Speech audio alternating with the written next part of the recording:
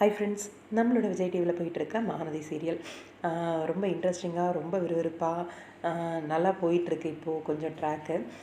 கண்டிப்பாக மண்டே எபிசோட்க்கு ஒரு பக்கம் வெயிட் பண்ணுறோம். அப்படின்னா நாளைக்கு எப்படா 10 மணி ஆகும், ப்ரமோ எப்படா ரிலீஸ் ஆகும் அப்படின்னு சொல்லி அதுக்கு ஒரு பக்கம் வந்து காத்துக்கிட்டு இருக்கோம் அப்படின்னு தான் சொல்லணும்.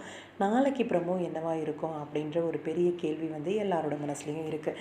கண்டிப்பாக ஸ்டேஜில் வந்து எமோஷ்னலாக பெர்ஃபார்ம் பண்ண நம்மளோட காவேரி அண்ட் நம்மளோட அம்மு 2 பேரும் ஒரு பக்கம், இன்னொரு பக்கம் விஜய் அம்மா.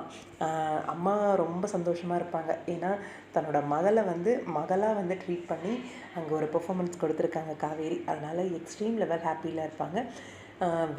விஜய் பொறுத்த வரைக்கும் எப்போ வந்து காவேரிக்கு நினைவு திரும்பும், குழந்தையோட அம்மாவாக எப்போ வந்து மாறுவாங்க அப்படின்னு சொல்லி எதிர்பார்த்துட்ருக்க டைம், சடன் சர்ப்ரைஸாக எல்லாருக்குமே ஒரு பிக் ஷாக்கு, ஒரு சர்ப்ரைஸ் கொடுத்து இப்படி ஒரு ஸ்டேஜ் பர்ஃபார்மன்ஸ், அதுவும் அவ்வளோ ஒரு அன்போட ஒரு ஒரிஜினல் அம்மா மகளோட அந்த பாண்டிங்கோட அவங்க 2 பேரோட பெர்ஃபார்மன்ஸ் பார்த்து ரொம்ப எமோஷ்னல் ஆகிட்டார் விஜய் அப்படின்னு சொல்லணும்.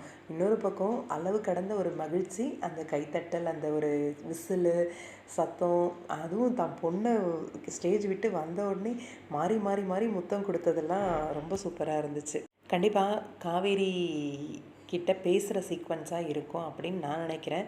ஏன்னா அவள் அம்மாவை நினச்சி நிறைய டைம் வந்து ஃபீல் பண்ணியிருக்கா. இந்த இதில் வந்து எவ்வளோ வருத்தப்பட போகிறா அப்படின்னு சொல்லி தான் நான் கூட்டிகிட்டு வந்தேன். ஆனால் அவள் எந்த அளவுக்கு சந்தோஷப்பட முடியுமோ அந்த அளவுக்கு சந்தோஷப்படுத்திட்டே நீங்கள், ரொம்ப தேங்க்ஸ் மிஸ் அப்படின்னு சொல்லி மிஸ்ஸுக்கு வந்து நன்றி சொல்லுவார் அப்படின்னு எதிர்பார்க்குறேன். பார்க்கலாம், வெயிட் பண்ணி ப்ரமோ என்ன